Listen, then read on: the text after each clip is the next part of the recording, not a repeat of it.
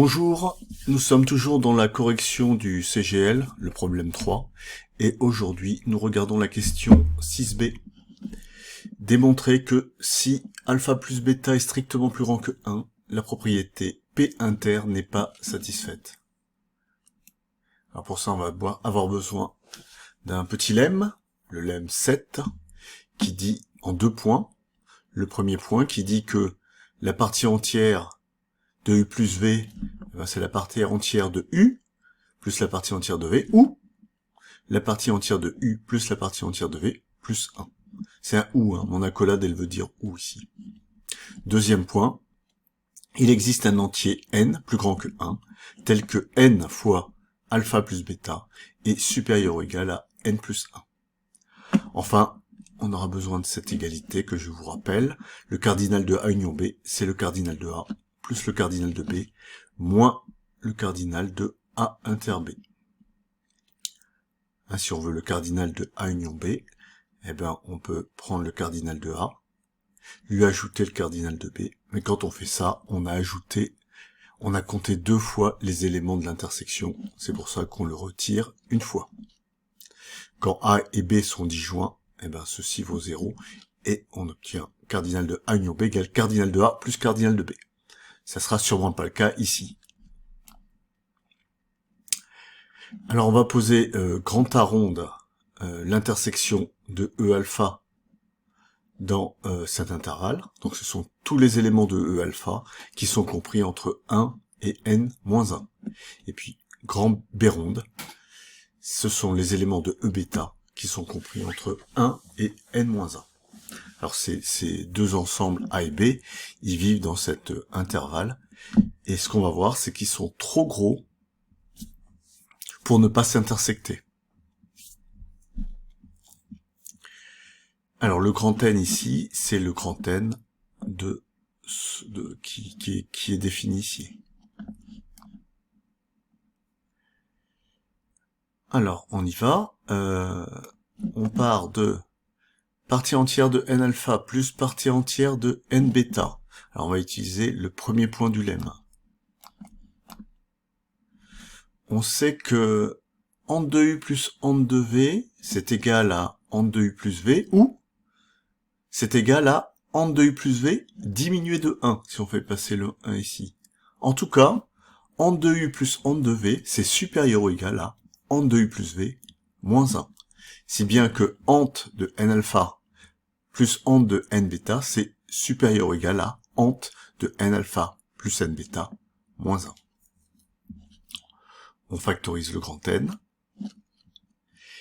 Et oui, maintenant on utilise le point 2 du lemme. On sait que grand N, on a choisi grand N pour que N fois alpha plus bêta soit supérieur ou égal à N plus 1, si bien que sa partie entière, elle, est aussi égale à, est aussi supérieure ou égale à N plus 1. Si bien qu'on trouve que ceci est supérieur ou égal à n plus 1 moins 1. Autrement dit, c'est supérieur ou égal à n. Dans la question 6a, nous avons vu que ant de n alpha, eh ben, c'était le cardinal de A, de cet ensemble-là, en fait. Et puis ant de n bêta, c'est le cardinal de cet ensemble-là. Si bien qu'on obtient cardinal de A plus cardinal de B est supérieur ou égal à grand N. Alors maintenant, on utilise cette égalité. On va isoler le cardinal de A inter B, on le fait passer à gauche, et celui-là on le fait passer à droite. Et on obtient cardinal de A inter B, qui est égal à cardinal de A, plus cardinal de B, moins cardinal de A union B. Alors, cardinal de A plus cardinal de B, on a vu que c'était supérieur ou égal à grand N. A union B, ben, c'est un ensemble qui vit dans cet intervalle-là. Donc il est au plus, son cardinal est au plus n-1. Si bien qu'on retire ici au plus n-1. Si bien que cette différence, elle est supérieure ou égale à grand N moins grand N-1. Mais grand N moins grand N-1, ça fait 1.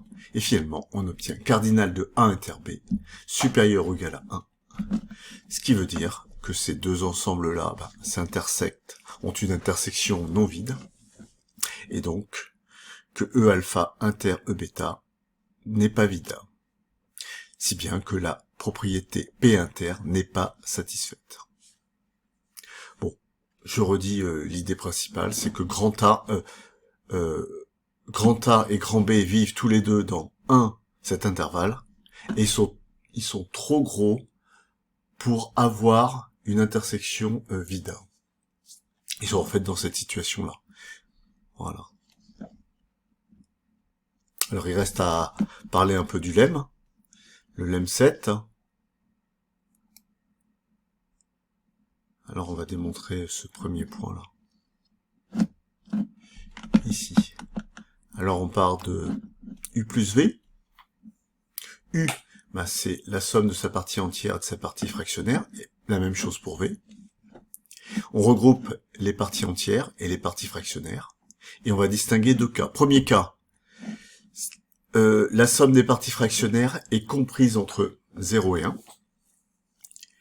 Si bien que d'après la question 1 du problème 3, ceci est la partie entière de U plus V, et ceci la partie fractionnaire de U plus V. On a donc ante de U plus V égale ante de U plus ante de V.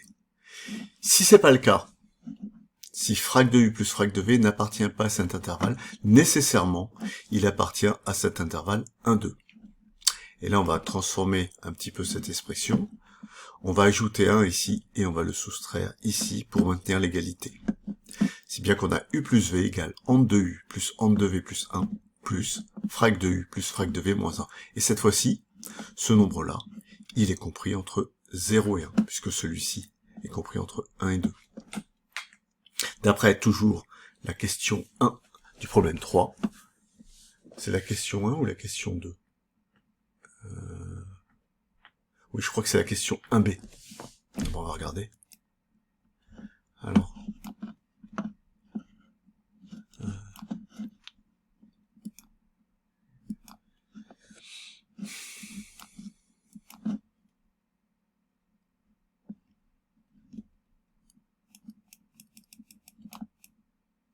Voilà, oui, c'est la question 1B, c'est ici. Voilà. Soit n un entier relatif, y un réel tel que y compris entre 0 et 1. On suppose que le nombre est la somme de n et de y.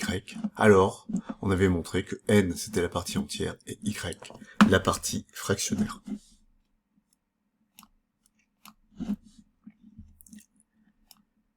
On monte maintenant le deuxième point du lemme, qui dit la chose suivante. Il existe n supérieur ou égal à 1, tel que n fois alpha plus 1 supérieur ou égal à n plus 1. On va faire un raisonnement par l'absurde, c'est-à-dire qu'on va supposer que quel que soit n supérieur ou égal à 1, n fois alpha plus bêta est strictement plus petit que n plus 1. On isole le alpha plus bêta, on obtient cette inégalité, et en passant à la limite, cette suite-là, elle converge, elle converge vers 1 d'ailleurs, on en déduit que alpha plus bêta est inférieur ou égal à la limite de n plus 1 sur n, c'est-à-dire alpha plus bêta inférieur ou égal à 1. Or ceci est faux, parce que dans le 6b, l'hypothèse c'est que alpha plus bêta est strictement plus grand que 1. Vous voyez, alpha plus bêta est strictement plus grand que 1. Voilà, c'est tout pour aujourd'hui. Dans le 6C, il va se démontrer un peu de la même façon, et donc ça sera sûrement plus rapide. Merci.